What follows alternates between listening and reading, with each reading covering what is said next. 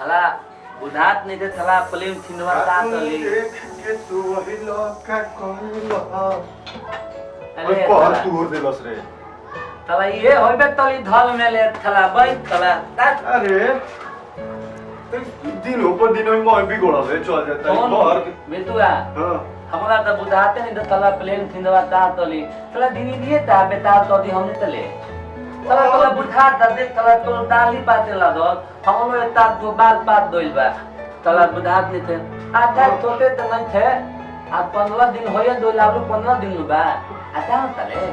बहुत या ता तलतिया उहे त बोलती अरे मात थला अंदान तला दिन में खाली कहते हैं कि बल बदल तला है हो बल बदल तला है हो अखैया तोता वाला लाते प्यार तलट लहे हो ते खुद बारे खुद बारे खुद मत हो 15 दिन हो गए तो हम खुद दान तले साहेब बनी तो बुझा था ए त खुद बनी नो कि आज 15 दिन बीत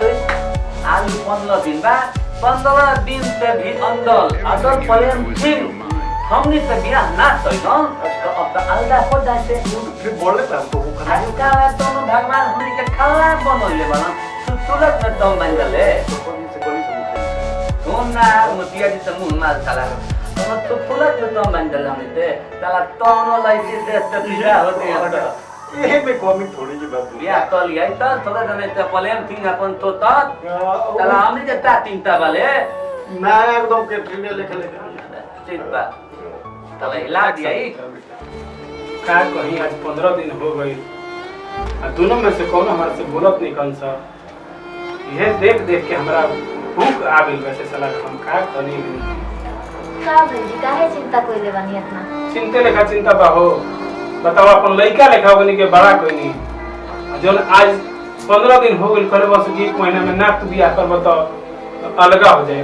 हम कैसे बताओ कहां से हम कैसे अपना हाथ में बियाह शादी कइल तो का करन जाए दी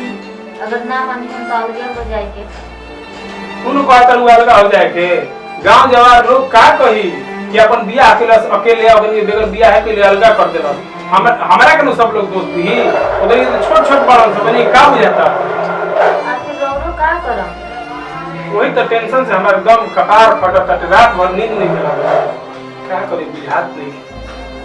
तो जाए दिन चिंता मत करी 15 दिन बीते गइल नु 15 दिन और बा ओहन सरपंच जन होई तो मैं सरपंच मुखिया जब बैठी सब समाज तो जानी ना कि काहे खातिर अलगा होता हम सब एमे चिंता करके का करम क्या करूं जब भगवान के महिमा वही हुई अलगे सब कुछ हुई क्या करूं हमरा हाथ में तो कुछ बा ना हां तो छोड़ दी है इतना टेंशन लेवल झूठो के तबीयत खराब हो जाए कौन ना पूछे वही ना सोच के हुका खूब समय रहत दे मेरा पेट खराब हो गई थला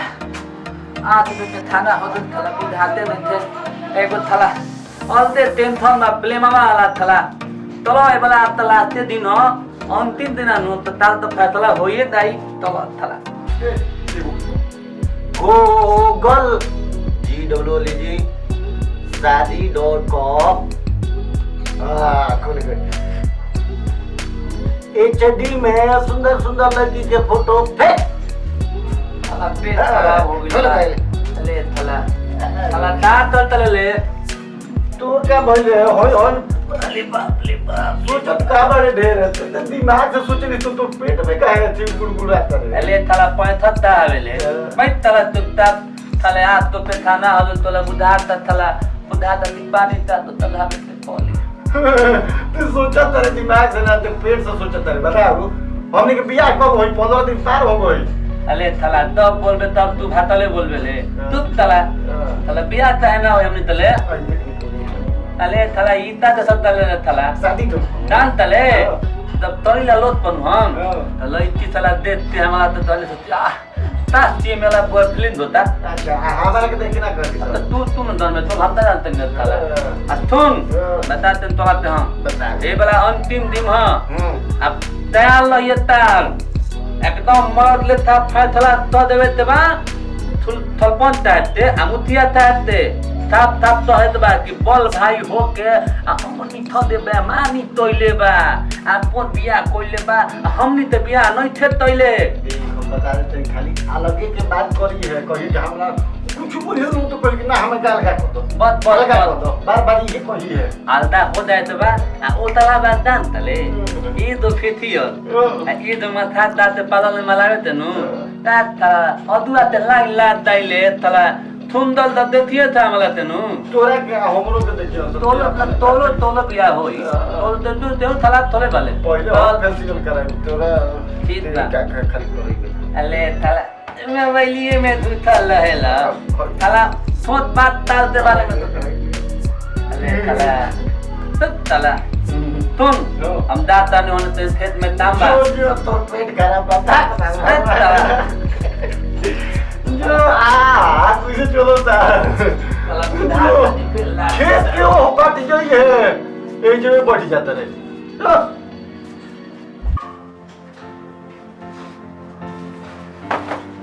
जिस धरी था मुझे इंतजार वो दिन आ गया है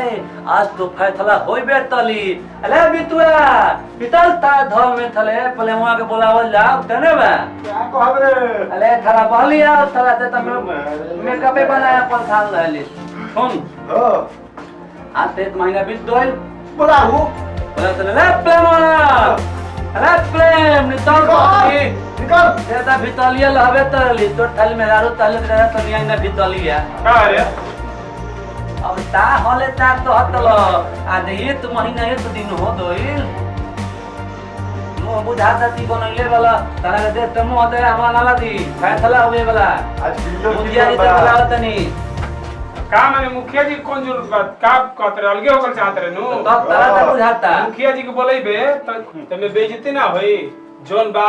सब तो हनिए के न हां बताओ जोन बोला सब तो नहीं के बांट देता नहीं आथा खलीफ मत बना परे तू सोता तो पान थाल तो थई ना नती दाम नहीं थे अलवते पल्लान दी बला भाग बनाते लाज नहीं थे मुखिया सरपंच करे जाता नहीं अले धुन ले लाज के बाद थई बतिया बताली दिन में दू अपना मरद से के करता नहीं सोना तू क्या हाल मरे हमने तो करता नहीं काहे लाज लगी मुंह मत लाग सुना हमें तो मेहलारू तो मन लाग लगा सुना प्लेन बोल भाई हवा अब जो ताला की इज्जत थे प्लेन तो आता नहीं इस बार हम सरपंच दी से फोन तला तनी आज फैसला होई आ तुथिल मुखिया ते बुलावत नहीं हम ठीक बा अब तार मर्जी है बा बुला लो मौलवी त थोक ते बा हम तो मुखिया तो दलेला तो हमने तो होई तो हम तो कहम कि तारा के जोन बोला तोन बांट देता नहीं दे देता नहीं नहीं के अरे रहे दाम माल दे हम ये न कहम कि इज्जत बच जाओ हमने घर के अले दान तले बितुआ इता खेल में भले बढ़िया बोल दे अब पूछला लो पूछला अब बुलबत बना तो सब हलप ली हां 4 मिनट पहले किया था हां माल दे आपके फोन कर पे कहा कि जा बुलाओ मुखिया जी के जा हेलो मुखिया दी प्रणाम खुश रहो अरे तेने बनी आवत नहीं अरे दल दी आई छी गठित हम सब तैयार करे बने पलमो आदुल बलु आई ठीक बच्चे ठीक बा आई दल दी ठीक आवत तल मुखिया दी अरे थला आप पिंटू सरपंच तो जाके बुलावत नहीं मुखिया जी ने पेटनी के भर सरपंच जी को बुला लो चला सुना भेल बोलबो नु तो पूरा दांव ते बुला दे हमें तो मुखिया सरपंच ते वाला होता नहीं खाना भी बाकी है अरे इधर दले हम खाली बाबू जी ते इधर थोते देर में सितर ना तो सुना ई बात दांव सरपंच ते फल जावत नु हम ताला ते तो चहली आ मीडिया सब बोला के फैसला करती लेकिन बाबू जी ते इधर ठोक के बाबूजी के यही ये तरह खतरा कि मैं मुखिया सरपंच के सब को बटोर के फैसला करता हां ला मार दे छोड़ तू है क्या लगा तो फोन करना मरदा हेलो हेलो प्रणाम सरपंच साहब प्रणाम का हाल बा हो ठीक बा तेने मानी सुनी ना हाँ, बोले मो हमनी संगे बड़ा बेमानी तोइले बा आ लोग देखी लोग हमार बड़ भाई ले थबानी आ लोग आ दे दो गरीब के फैसला कले के बा लोग जल्दी हमला धले आता ये सरपंच साहब अच्छा ठीक बाटे आओ तनी आई आवत तलन सरपंच साहब फैसला होए जाई और के बाकी बात बोला दी सब बढ़िया सुना ना हमरा तो मत तो हलो धल गर्मी हो के नु अपना भाई के बोला लो देख लन तना पानी में डालो हमरा लाज बा कहानी नहीं खाए कि पूरा समाज जुटाई अरे लहे ना द तू ता लाद के बात कोला तारू दिन भर चुप रह जगह को बुला ले जगह बुला लेकिन से मुंह मत लगा जगह बुलाए बनो कर बुला ले आज ही का क्लियर है छोट छोट तुम मैं तो मुखिया दिया लो ना देख तो लियाते हूं तते हां चला वाला होइए जाई चला सोचो बेटा चली तो हट देख ले बहुत दिन से हमने के सोच के बात नहीं बड़ा मुखिया दी पहले खुश रह बाबू मैं खुश रह चलो मुखिया दी थुली बोल भाई होते अब बोले मामा पहले रोवा मत आराम से हो जा रिलैक्स रहो आओ बोलो घड़ियाल के आंसू सोनी का है मुखिया दी है ललवा है ना तू तो बोला मत पहले हमने के क्लियर कर दे बैठी रह अच्छा प्रेम बैठ हम बानी आई बनी तू ना कल कौन को तहरा होता हीरा मरम ना अरे ता तल महला तला बोले मामा धर दे नाश्ता देलेबा मत टाइम कल कौन अभी खाएगा नाश्ते करतो नहीं घर तू अपना लहा मल दे तू ही ठीक हुआ था भैया सरपंच साहब आ गेलो आई सरपंच साहब आराम चले चल सरपंच साहब आई सरपंच साहब आई चले तो आई चले प्रणाम सरपंच साहब खुश रहो प्रणाम आई बैठ के अरे ते ताले ना बैठ ताला चुपता बैठी पैसा सो फरक ले हो ताले सरपंच साहब तो हिम्मत बोले मां भाग दे इसी खराब तो दिले करना देखा तभी बैठल मुंह बना दे बैठल बा बात इदान तनु तेरा बदे तो महादिन दा मुखिया जी बोली करना कोई ले भाई हम बेईमानी करने वाले मुखिया जी हम अपन कमाई ना आयकनी के खर्ची बचपन से लेकर आज तक हमनी एकनी के दिए अपनी रिपोर्ट शेयर करनी झूठ मत बोला तला खेत से लेते आ दुआ दाई गन सब हमनी तो तोला कंदा आ तू भी तोली दाते तू तला दी हम तोली ला देखा था कि कितना गंदा सोच पे गई है सोच बड़ा गंदा बुद्धि लगावे हाली मन थोत भाई तो हमनी से बियाह हो गई रही हैं माथा खराब कर दी बताओ मुझे चाचा हो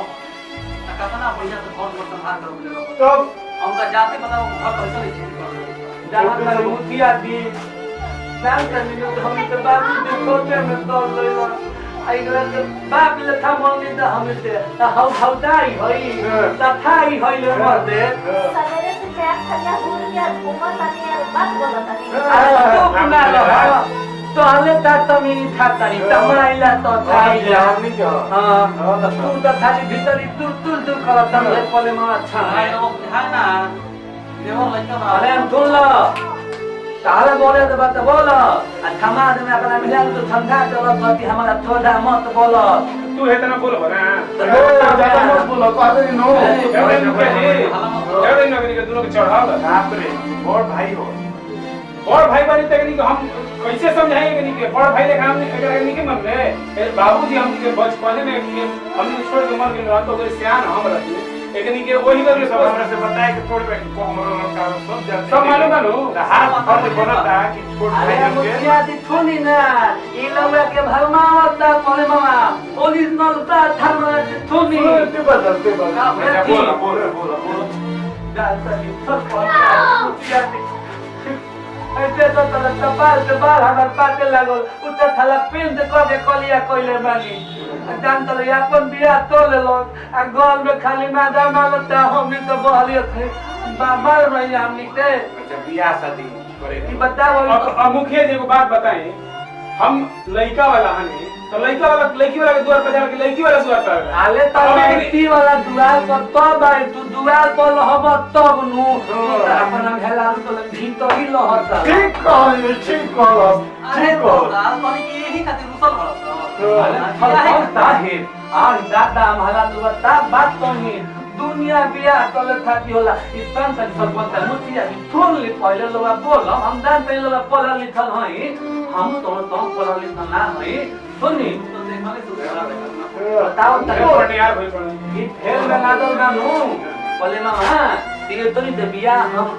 ना तवाई ई थाला बाण रह दी है तो चित बा के जब बियाह ना होई ना बाल बच्चा होई आ थोड़ा जमीन जा धल पे के प्रेम में लागल बा सब कौन चाहे क्या देखो कितना गंदा सोच में अरे चुप ना हमर तो हले ठोक निमल बा तू निमल लता तब ले हमरो दुगो लइता हो जता आ तहरा के बाल पापा तो अब हम लड़की वाला ना हनी के कोई के द्वार पर जाइम लेकिन ये समझाओ तो नहीं कि बियाह है खाते कि इतना षड्यंत्र रचले बड़ा भैया सुन ना हम पानी पिए के लेके आएंगे तो ले जाओ अरे पानी पिए कोनो चीज दिक्कत नहीं के पानी तुम भैया को हम क्या करना ना तो सुनो संतान ना भुलाते भैया हां सुनो ना भैया जी हमारा अपने लोग से विनती बा कि हमार थो जमीन जायदाद पहले मोर से अलग चला दी एकरा से हमारा कोनो मतलब नहीं है ए तरह हम हेला के जा हमारा से मोर से जा मुठिया दी तारा बियाह करे के बाकी अलगे रहे के भाई बताओ मुठिया दी ओ भक्ता तोय अले बिया तो जितता है ते लगा के धाले बोलाई दी लगे वाला सुंदर बानी वो तो का चुप हो जा उन्हीं के बियाह है तो मतलब बा तो कौन सा है प्रेम से समझाए प्रेम से बोलो काहे प्रेम जी माने बियाह शादी देख के कितने बारी सियान हो और समय देख के बियाह शादी कर देवे अरे हम सर को आता है ये प्लेन समय ता देती है और हम ना प्लेन ता अपने मेहरारू के मुंह देखता ले दिन भर ई समय देते बियाह ता छोड़ ना भैया बोले तो तू बोला बोला ता बोलो क्या बोली तुम कितना बोला था कि हमारे बोले के मुंह नहीं खे तू बोले पर मजबूर हम बोले पर बोले रानी ना तोता आई देखा पैसे मत डाइन ले था तारी डाइन का हमरा तू बना ला खूब रहल ज्यादा बोलते समझ गए का खोले इज्जत रखा तो नहीं खाली समझ गए सुना ये प्लेन सिंह का खोले सुना मुठिए दी पे इज्जत लग के अपना बाबू दीते ना तो तोहले ऐठन आदमी हमरा से बतियावेला चली लानु तो पैर तो थलान तोले अरे तू बोला मेरा रुझान चना बोलो जरा चुप रहो तू लड़का हो शांति से रहो लड़का भाई से वैसे ना बोलो जरा ठीक है सुना प्रेम भाई से मत बतियाओ भाई की देखो तो नहीं मुखिया जी हमारा अब प्लेन से दोनों उम्मीद नहीं थे हमार बस अपने दाना बालो अपने हाथ दोते विनती बानी होला बा ऑन द लेडी में रिक्वेस्ट बा दिरोगा प्लेन हमारा से आल्ला तो ठीक है हम तो हम कॉल किया के कर गार्जियन आई के बियाह करी अरे तू अपना लहा दे के में रह जाला ना खेला में बालन हूं हम छोड़ दाना तनी तू खेल में बाला के तो तही बाले लह जात आ सब जमीन दे जाता सतिया मुखिया जी वो काम करी लेकिन ये नहीं लड़की के मिले नो देखिए कि बियाह हाय दे बोले मामा गांव में लगता है हमारा मुखिया जी लोग से हाथ दो सरपंच साहब अगले बदलवे थबे तो हम वोट देम हमारा से वोट वाला थबे अलगा तलाती क्या तार दिया होती सरपंच चाहे क्या हो जाएगा मुखिया जी ना बोले ना लोग अरे हाथ दो देखो फोन आवड़ा पंचायत में जगह तार दिया होती ना मुखिया साहब हम अब बियाह के खेल में नहीं थी हम बियाह अपने तले हमारा के लोग तलनी काल भोले कोट में हमारे बतवाना करा दी हम प्रेम सिंह के अलगे लगे अभी हम इज्जत रहत हनी अभी वैसा निसन हरकत बानो कि हमने के जब सुता रहनी जे घर में नो ये सब भूखा लाके आ बात सुने सन आ देखे झाके ल तो तारे ना समझ में आवे के चाहिए तारा रुक जाके चाहिए ना तारा दुआ कोनो सुते के चाहिए अरे तू सुना बताई सरपंच जी ते तला धल में जवान भाई होता था और तो बोल भाई धल में घुस के आहा मुहतली हली सुनाई त बलदा थमे ए प्रेम का कहत बोलो जल्दी बियाह करे कहीं हमारा बियाह ना कलेम हमारा बियाह ना बियाह ना करबो बोलो बात रहत बोले कलेम हमने तोरबे अलदा करा रहुआ करा बताओ बोलो भइल नु चुप रहो अच्छा ठीक है बा तू घूमे खाली चुप रहो चुप बन जा एक मतलब बा कि हम तो अपन गांव में ही इज्जत समझ के सोचतन कि एके में रहल जाओ लेकिन ई लोग रोड़ा सब सामने बन हम नहीं जानते क्या लगा होगा ई लोग चाहते हैं कि हम अलग हो जाए हम चाहता नहीं कि भाई हलो तो भाई लेखा मिल के रह लो, लेकिन ई लोग चाहता कि हम अलगा हो जाए। तो आज के बाद कोई हमरा की ना कहे कि प्रेम अलगा पहले हम अपन बियाह कर लेलन, आहे दोनों कुमार भाई के अलगा कर देलन। ई लोग के सोच बाटे अलगा होके के, हम अलगा नहीं करे चाहत। अब जहाँ तक बियाह के बाद बा तो हमने के मुखिया जी रोला बोला ही बनी, सरपंच साहब बोला ही बनी, मिल के इन लोग के बियाह करवा दे। 5 साल से ये चीज को यारे थोड़ा अंतर इतना दिमाग बैठला दे। अरे ठीक है हम अच्छा ठीक है 5 साल से नया फैला बता लो रोमा हर हम सब उनको सिखाओ पूरा कमेंट भी है। अरे बोली मत हम बतियाओ दे तू काहे कर अब थमी बोले लो अरे भौजाइए दान के तो हम चुप रही हमरे बड़ भाई या बड़ भौजी जानत होई, लेकिन तो भाई या भौजाई के ना पता भाई माने समझ दे।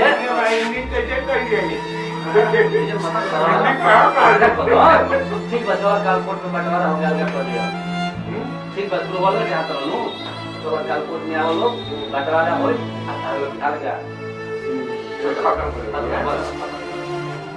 चलिए बोल दे मुखिया जी बस बनता है हमारा बस अपने लवा हमें से विनती बा कि हम हर दोनों तेहला अब देखे से नहीं सीधा हम बस लवा अलदा कर दी। बहुत बढ़िया आंख खोल ले ना देख ले आ तू बोल दे सुना बताए प्रेम जी रोवा एकन के बियाह के काम मत ठीक बा एकन के आगे बढ़ जाता हूं सरवा अलगा कर अरे सो लोग भगवान मानी हमनी के काल इंसान कोर्ट में चलो सगरे सगरे जब एक रुपए आधा दे दो सदा इंसान जितना बात हो जहां रे सब जोन फैसला बा उ सब माथे पे बाटे जोन रे सब फैसला करम ओ पे हम एग्री देखा आज के दुनिया के भाई के वो एक साथ नहीं खेलो पहले बस साल भाई कोनो लड़का नहीं कर सकते हम समझिबो जो भी गलती करता हम करो सब तो मेरे बात मानो फैक्टर से बढ़िया नु और समझाई जा समझ हां हम का ये आज के बाद जरूर समीना न हम के प्रेमवा अलगे पे साइकिल के हम दे तू का हमरा तोल दे तो हम ताला फैलदा होतानी ये बतिया सुनना चाहत तू ये बतिया सुनना चाहत हम ने बोले ले बालो कि ना ना तू यार बोले तो हम लोग बहुत काम है क्या दी फैसला कर दी। ठीक बा सुनो चलो प्रेम आ तू लोग बिक्कू सुन लो काल 11 बजे कोर्ट में आजी हलो ओइजा जेकर एकदम न्याय के हिसाब से कोनो में कोई के साथे तीना होई बेमानी ना होई बंटवारा कर देगो बका प्रेम जो रे फैसला बता पैसा तालो के मिल जाए आपके जो हिसाब बटा तो ठीक और कोनो दिक्कत ना नहीं करे बस बस आ तब तक घर में झगड़ा लड़ाई ना होई चाहिए, अच्छा चीज नहीं की क्या देहतला मेरा तो समझाई चलो ना ठीक बारो चलो चली सरपंच साहब चलो जाओ चलो दाम दे दामात सब दामात लो पैसा दे दे तनी मत दा जा प्रणाम तू ता बतिया उठा दे।